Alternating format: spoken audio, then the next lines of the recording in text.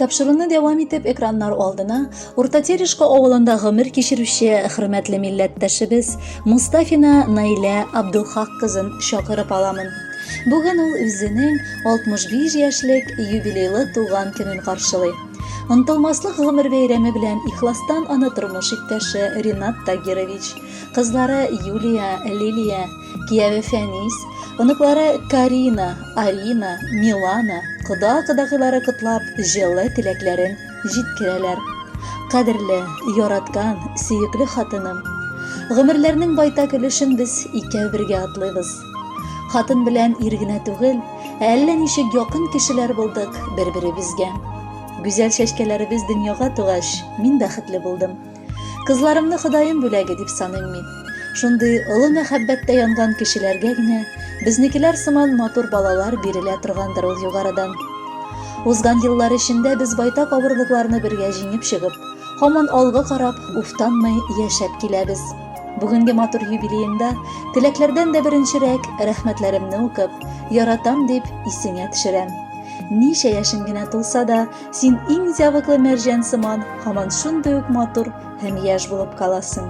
Алтыным син минем, иң кадерлем, сине булдым котлап китергә. Теләгем бер, 100 яшеңә кадәр бары синең белән җитергә. Тап тидерми, икәү бергә яшәп, инде байтак еллар үткәнбез. Ике балабызны да үстереп, гомер уртасына җиткәнбез. Чабып йөри татлы оныкалар, әби, бабай диеп эндәшә. Шулай әле әкрен генә безне картлы киле алыга бит дәшә. Күзләреңә һаман сөеп карыйм, җитмәс яратырга бер гомер. Синең хакта гына уйлый һаман, синең өчен яна бу күңел. Әни, бары 3 хәрефтән торган сүз, ләкин аның кыйммәте шул кадәр олы, аның дәрәҗәсе биек. Яраткан, кадерле кешебез безнең, әниебез. Кабат синең матур туган көнең җитте. Бу бәйрәмең уңаеннан сиңа ихластан хатын-кыз бәхете телисебез килә. Бала оныкларының рәхәтен, рәхмәтен тоеп, безнең арабызда озын-озак яшә. Синдә ягымлы әниләр бик сирәк очрый торганнардыр. Син балам дип җан атып, оныкларым дип гомереңне багышлап яшисең. Барысы өчен олы рәхмәт, газизым.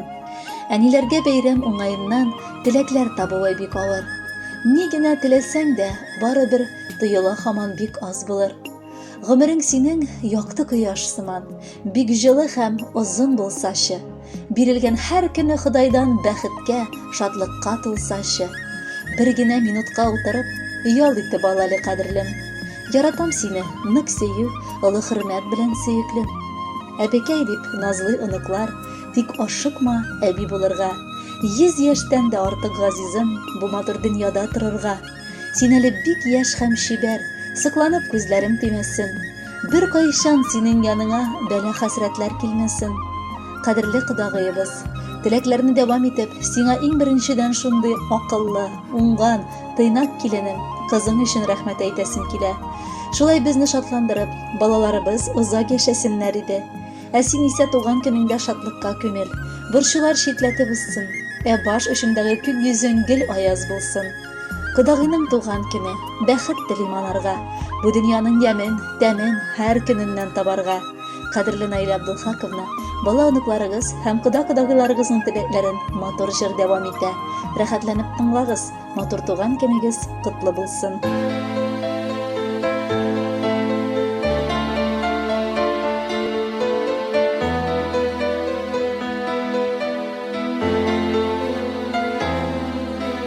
Есть в этом мире большом так много слов важных самых, но среди всех важных слов есть первое главное — мама. Есть месяц, других он важней, пусть это покажется странным. Январь, родилась в январе самая лучшая мама. Самая лучшая мама земли, самая добрая, светлая, самая. Мы так гордимся, что именно ты, наша мама. Спасибо за руки твои, за то, что заботою нас окружила, и свет своей доброты, и весь этот мир нам подарила. Прости нас за то, что порой бывает, тебя обижаем. Спасибо за то, что душой всегда за нас переживаешь. Ты чувствуешь лучше других свет радости, горечь обмана. И в мире нет больше таких. Ты самая лучшая мама, самая лучшая мама земли, самая добрая, светлая, самая. Мы так гордимся, что именно ты наша мама. Спасибо за руки твои, за то, что заботою нас окружила, и свет своей доброты, и весь этот мир нам подарила.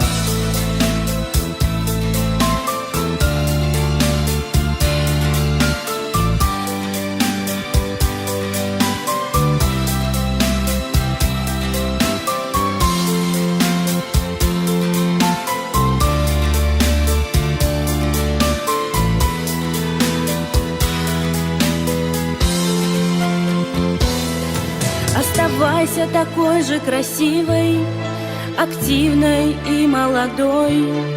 Пусть будет безоблачно синим небо над судьбой.